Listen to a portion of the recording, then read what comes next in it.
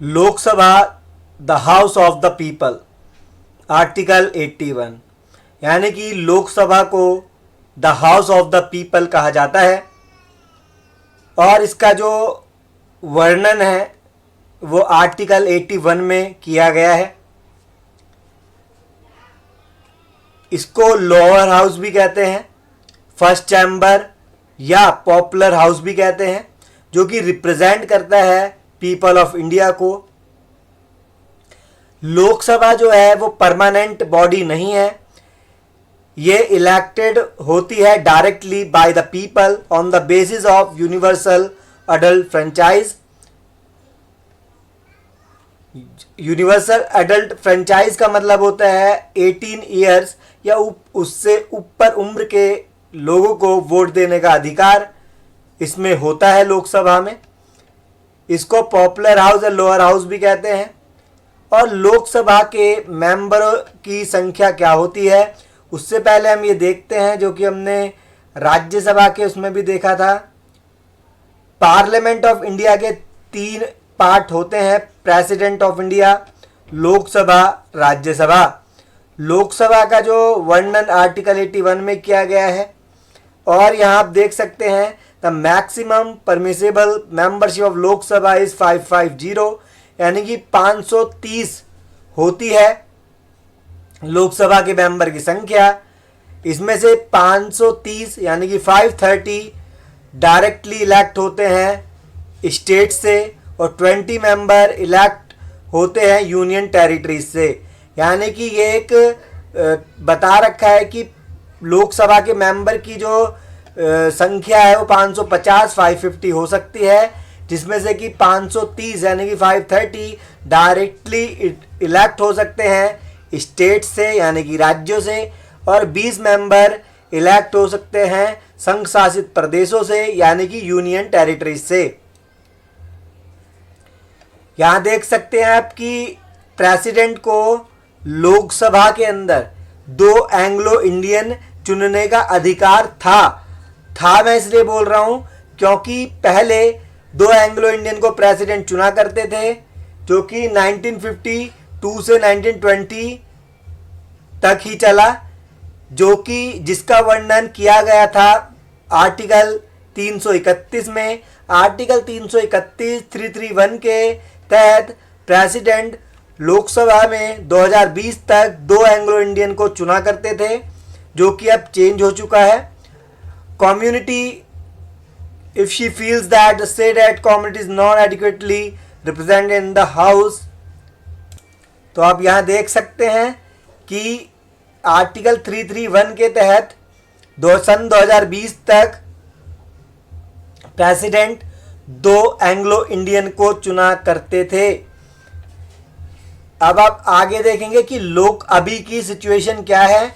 यहां से आप देख सकते हैं लोकसभा में जो मेंबर्स की संख्या होनी चाहिए थी पहले 530 प्लस 20, जो कि 530 आते थे स्टेट से, 20 आते थे यूनियन टेरिटरीज से, और 2 एंग्लो इंडियन को प्रेसिडेंट इलेक्ट करते थे, चुनते थे लोकसभा में। जब 552 यानी कि 552 सीटें हो जाया करती थी।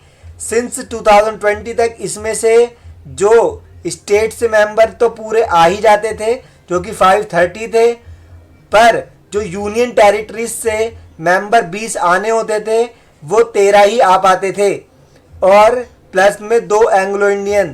तब सन 2020 के अंदर लोकसभा के मेंबरों की संख्या 545 थी, यानी 545। आज भी अगर देखा जाए तो स्टेट से 530 मेंबर आते हैं और यूनियन टेरिटरीज से 13 और 2 एंग्लो इंडियन हट चुके हैं। इसलिए अब सन 2023 में यानी कि सन 2020 के बाद लोकसभा में मेंबर्स की संख्या 543 हो चुकी है, जिसमें एंग्लो इंडियन को इंक्लूड नहीं किया जाता है। ठीक है, तो आपको ये याद रखना है, प्रेजेंट में लोकसभा के मेंबर में एंग्लो इंडियन को इंक्लूड नहीं किया जाता है। और कुछ बातें यहाँ आप देख सकते हैं, आर्टिकल संशोधन अमेंडमेंट 104 इंडियन कॉन्स्टिट्यूशन 20 में लोकसभा में एससी और एसटी की सीटों को 70 से 80 साल बढ़ाया गया। इसको और अच्छे से पढ़ते हैं यहाँ पर कि seat reserve for SC and ST in Lok Sabha. Lok Sabha में एससी और एसटी की सीटों को आरक्षित किया गया है, रिजर्व किया गया है, जिसमें लोकसभा में एससी के सीटें जो हैं वो 84 हैं और एसटी यानी कि शेड्यूल ट्राइब की सीटें 47 हैं। यानी कि जो भी 543 सीट्स लोकसभा के अंदर है उसके अंदर 84 सीटें एससी की है और 47 सीटें एसटी की है, यानी कि शेड्यूल ट्राइब की, जो कि जिसका वर्णन आर्टिकल 330 यानी कि 330 में मिलता है। अमेंडमेंट कब हुआ आप यहां देख सकते हैं इनकी सीटों के लिए। Article 334 of the constitution मेंडेड the seat reservation and in 1960। तो यहां पर आप देख सकते हैं कि रिजर्वेशन 1960 तक 1960 तक बढ़ा इनके लिए कि इनकी सीटों में कमी ना की जाए। और अमेंडमेंट 8 आया जिसने बढ़ा दिया 1970 तक। फिर 23rd अमेंडमेंट आया जिसने 1980 तक बढ़ा दी इनकी सीटें। बढ़ा दी का मतलब यह है कि उनके टेन्योर को बढ़ा दिया कि एससी और एसटी की सीटें उतनी की उतनी रहेगी, उसमें कमी नहीं की जाएगी लोकसभा के अंदर। और फिर आता है 45th अमेंडमेंट, फिर 62, 79, 95, 104। यहाँ देख सकते हैं कब कौन कौन सा 45 आया था 1990 में, 62 आया था 2000 में, 79 2010 में, 95th 2020 में, और जो कि 104 था वो 2030 तक बढ़ चुका है, जिसके जरिए लोकसभा में सीटों की संख्या एससी के लिए 84 और एसटी के लिए 47 तक रहेगी। कौन से सन तक? सन 2030 तक, 2030 तक, 2030 तक। तो आपने ये जाना कि रिजर्वेशन एससी एसटी का लोकसभा की सीटों में कितना है। इनके आर्टिकल्स को आपको लर्न रखना है, याद रखना है।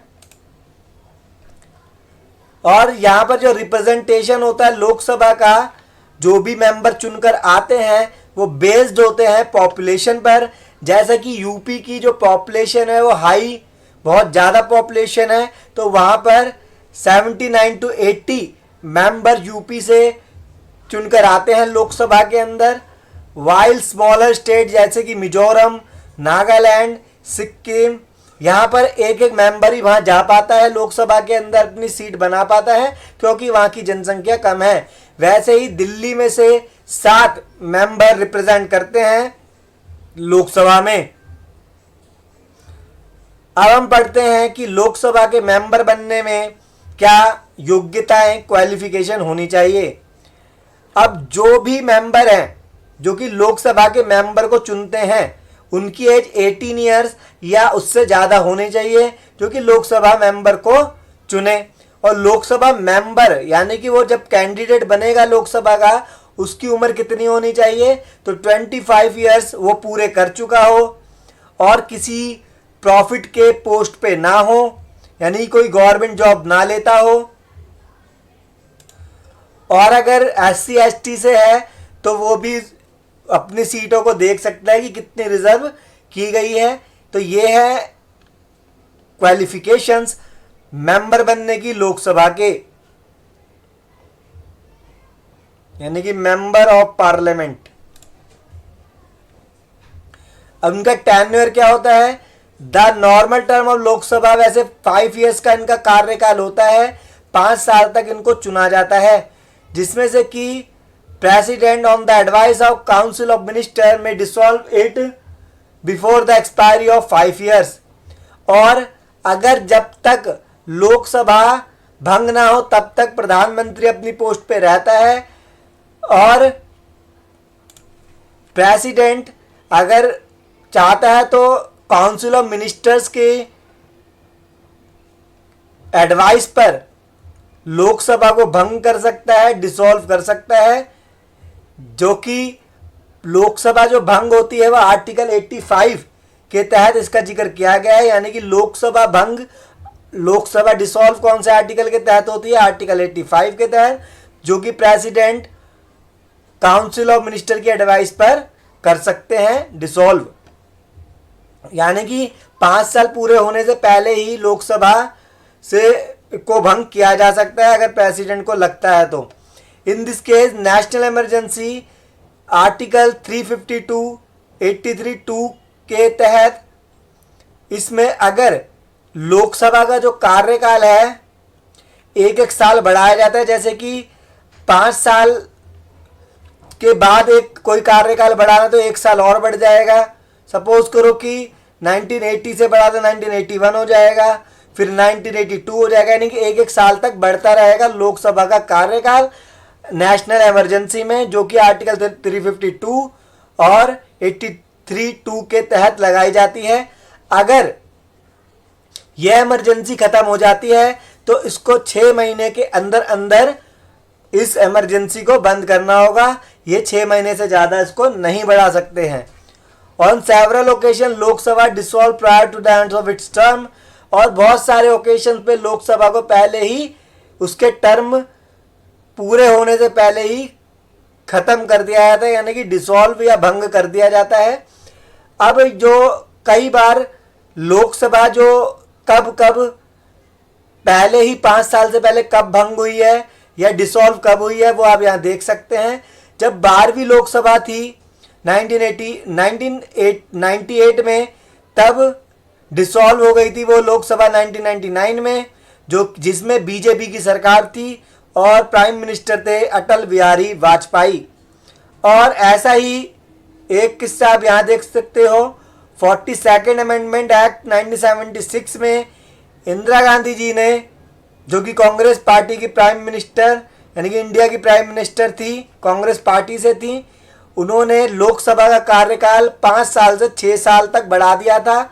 आपको ये याद रखना है कि लोकसभा का कार्यकाल या टेन्योर 5 से 6 ईयर कब हो गया था? वो हो गया था 42nd अमेंडमेंट 1976 में।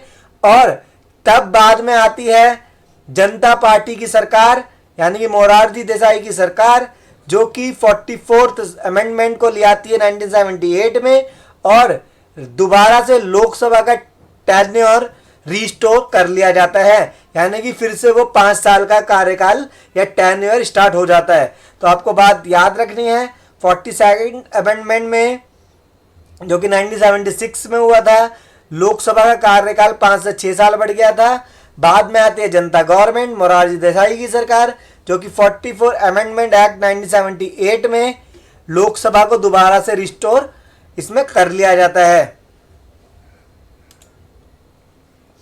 हम पढ़ रहे हैं official of the Lok Sabha, the speaker and the deputy speaker, जो कि आर्टिकल 93 के तहत कॉन्स्टिट्यूशन प्रोवाइड करता है इनका election both the speaker and the deputy speaker का, जिसके अंदर जो प्रिसाइडिंग ऑफिसर होता है लोकसभा का उसको स्पीकर कहा जाता है, जो कि the member of the house elect द्वारा होता है, यानी कि जो कि लोकसभा के मेंबर होते हैं वो ही लोकसभा स्पीकर को चुनते हैं, और वो लोकसभा भंग होने के बाद भी स्पीकर बने रहते हैं जब तक कि नेक्स्ट पार्टी का कोई पार्टी ना आ जाए, यानी कि कैबिनेट ना बन जाए, तब तक लोकसभा स्पीकर अपनी पोस्ट पे रहते हैं।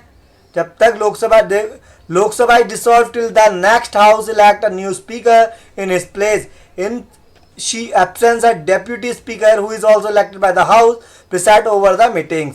यानी कि जब लोकसभा भंग हो जाए तो स्पीकर अपनी पोस्ट पे बने रहते हैं, अगर वो नहीं होते उनकी जगह पर डेप्यूटी स्पीकर उनका काम को संभालते हैं। Both the speaker as well as the deputy speaker can removed from office by a resolution of Lok Sabha pass by majority of all the term member of the house, यानी कि लोकसभा के अंदर अगर मेजॉरिटी से रेजोल्यूशन पास हो जाता है तो डेप्यूटी स्पीकर और स्पीकर दोनों को ही हटाया जा सकता है। अब कुछ पावर्स आप देखेंगे यहाँ पर, लोकसभा स्पीकर की क्या क्या स्पीकर की पावर होती है। The basic function of the speaker is to preside over the house and the conduct the meeting of the house in orderly manner. और जो हाउस के अंदर, पार्लियामेंट के अंदर जो भी मीटिंग को कंडक्ट कराया जाता है वो लोकसभा स्पीकर द्वारा कराया जाता है। All the bills, report, motion, resolutions introduce कराए जाते हैं स्पीकर की परमिशन पर। और decision, all his her decision, all parliamentary matter are final. जो भी पार्लियामेंट के अंदर जो भी डिसीजन लिए जाते हैं मैटर पर वो फाइनल होते हैं लोकसभा स्पीकर द्वारा। She also rules on the points of the order raised by the member and her decision is final. जो भी अगर डिसीजन होता है वहां पर तो लोकसभा स्पीकर का डिसीजन फाइनल माना जाता है। लोकसभा स्पीकर ही जो लोकसभा मेंबर के राइट्स की रक्षा करता है, साथ ही साथ वो लोकसभा के मेंबर्स को डिस्क्वालीफाइड भी कर सकता है अगर उनको लगता है। He she also accept the resignation of member. वो रेजिग्नेशन लेते हैं मेंबर का और डिसाइड करते हैं उनके बारे में कि ये जेन्युइन रिजाइन कर रहे हैं या नहीं कर रहे हैं, जेन्युइन रिजाइन। साथ ही साथ in case of joint sitting और Lok Sabha and Rajya Sabha the speaker presides over the meeting. और जॉइंट सिटिंग को भी लोकसभा स्पीकर द्वारा प्रिसाइड किया जाता है। यहाँ पर कुछ इंपॉर्टेंट ऑब्जेक्टिव्स को हम देखेंगे। Who decide whether a bill is a money bill. कौन डिसाइड करता है कि जो बिल है वो मनी बिल है। आर्टिकल 110 में 110 में मनी बिल के बारे में पता चलता है, यानी कि जिक्र किया गया है आर्टिकल 110 में मनी बिल के बारे में। जो कि बिल को मनी बिल घोषित कौन करता है, लोकसभा स्पीकर। जॉइंट सिटिंग जो कि आर्टिकल 108 के तहत होती है उसको भी प्रिसाइड करता है लोकसभा स्पीकर। और अर्जन ऑफ सिटिंग यानी कि अर्जन कौन करता है इसको, सस्पेंड मीटिंग को कौन करता है। अगर मीटिंग के अंदर 1/10 लोकसभा के मेंबर नहीं आते हैं तब इसको अर्जन कर दिया जाता है। तो अर्जन कर दिया जाता है अगर लोकसभा की कोई मीटिंग हो रही है उसके अंदर 1/10 मेंबर टोटल स्ट्रेंथ लोकसभा की 1/10 मेंबर अगर उसमें एब्सेंट हो जाते हैं, आते नहीं हैं, तब तो अर्जन हो जाती है सिटिंग और इसको कोरम कहा जाता है इसी चीज को। और जब कोई इलेक्शन लड़ता है, चाहे वो प्रेसिडेंट का हो, प्राइम मिनिस्टर का हो, तब वो अपने इलेक्शन के लिए सिक्योरिटी डिपॉजिट करता है। अगर कोई भी कैंडिडेट जो कि 1/6 सीटें नहीं ला पाता है तो उसके द्वारा जमा कराई गई सिक्योरिटी डिपॉजिट को वापस नहीं किया जाता है। अगर वो 1/6 सीट ले आता है तो उसकी सिक्योरिटी डिपॉजिट को वापस कर दिया जाता है। नेक्स्ट है ओपोजिशन पार्टी। अगर कोई एक पार्टी रूलिंग पार्टी में आ जाती है तो दूसरी पार्टी जो ओपोजिशन पार्टी है, अगर वो 55 सीटें नहीं ला पाती है लोकसभा के अंदर, तब उसको अपोजिशन पार्टी का खिताब नहीं मिलता है या उसको नहीं बनाया जाता। अपोजिशन पार्टी के का मतलब नहीं घोषित किया जाता है। ठीक है, तो अपोजिशन पार्टी अगर लोकसभा की सीटों में 55 सीट नहीं ला पाती है तो उसको अपोजिशन पार्टी नहीं बोला जाता है। ये स्टार्ट हुआ था अपोजिशन पार्टी का क्राइटेरिया 1977 से। इफ लोकसभा और Rajya Sabha member not come in parliament, अगर लोकसभा या राज्यसभा के मेंबर 60 दिनों तक पार्लियामेंट के अंदर आते नहीं हैं तो उनको रिमूव कर दिया जाएगा मेंबर से। तो ये कुछ इंपॉर्टेंट ऑब्जेक्टिव्स थे, इनको लर्न करना आपके लिए बहुत इंपॉर्टेंट है। अब रिमूवल ऑफ स्पीकर, अगर ये पूछा जाए कि लोकसभा स्पीकर अपना रेजिग्नेशन किसको देते हैं या डेप्यूटी स्पीकर अपना रेजिग्नेशन किसको देते हैं, तो ये आपस में एक दूसरे को रेजिग्नेशन देते हैं, रिजाइन देते हैं। लोकसभा स्पीकर रिजाइन देते हैं डेप्यूटी स्पीकर को, डेप्यूटी स्पीकर रिजाइन देते हैं लोकसभा स्पीकर को। तो आप इस फ्लो चार्ट इससे आप देख सकते हैं डायग्राम से क्या बताया गया है। तो एक दूसरे को ही ये रिजाइन देते हैं। फिर है how Lok Sabha member are elected, किस तरीके से लोकसभा मेंबर को इलेक्ट किया जाता है। एक तो इनका डायरेक्ट इलेक्शन प्रोसेस होता है, जिसमें आपको बताया था इस में जो वोट देता है वो 18 ईयर्स है उससे ऊपर उम्र का होना चाहिए, वही वोट दे सकता है। इसके अंदर यूनिवर्सल अडल्ट सफरेज का यूज़ होता है, वही जो मैंने आपको बताया डायरेक्ट इलेक्शन तो होगा ही, साथ ही साथ 18+ सिटीजन को ही इसमें वोट देने का राइट होता है। और नेक्स्ट है first pass the post voting, इसके अंदर first pass the post voting को ही इम्पोर्टेंस दिया जाता है। इसका मतलब यह है कोई भी एक कैंडिडेट अगर एक भी वोट आगे आ जाता है तो उसको ही विजयी घोषित कर दिया जाता है, उसको ही जीता हुआ मान लिया जाता है कि वही जीता है, चाहे वो एक वोट से क्यों ना जीता हो। तो आपने इस वीडियो में पढ़ा लोकसभा के बारे में। अगर आपको ये वीडियो पसंद आई है तो इस वीडियो को लाइक शेयर करना ना भूलें।